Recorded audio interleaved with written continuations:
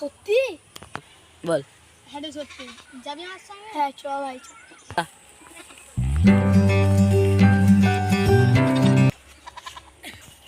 ওই তো এটা কি তোর বন্ধু? হ্যাঁ ওইটা আমার বন্ধু।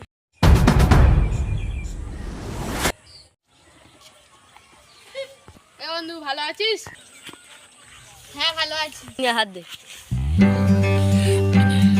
দাঁড়া। বাড়ি চ বাড়ি চ।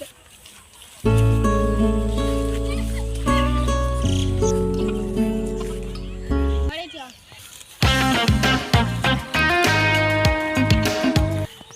আমি তোর জন্য দুটো খাবার এনেছি।